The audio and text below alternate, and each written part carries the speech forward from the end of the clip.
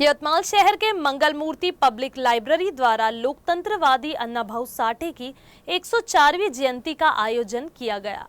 Yavatmal मंगलमूर्ति public library द्वारा लोकतंत्रवादी अन्नाभाऊ साठे की 104वीं जयंती का आयोजन किया गया। लोकतंत्रवादी अन्नाभाऊ साठे के विचार समस्त समाज के लिए मूल्यवान हैं। विद्यार्थियों के साथ साथ सभी समुदाय के लोगों को इसे आत्मसात करना चाहिए, ऐसा आह्वान डॉक्टर ताराचंद कंठाले ने किया। अन्नाभाऊ साठे जयंती समिति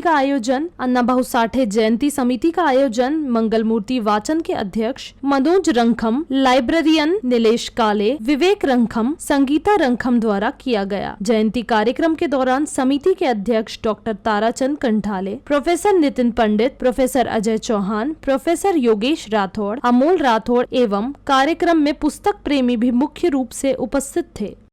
आज 1 अगस्त 2024 साहित्य रत्न लोकशाहीर अण्णाभाऊ साठे यांची 104वी जयंती मंगलमूर्ती सार्वजनिक वाचनालय वडगाव रोड यवतमाळ येथे मोठ्या उत्साहाने साजरी करण्यात आलेली आहे।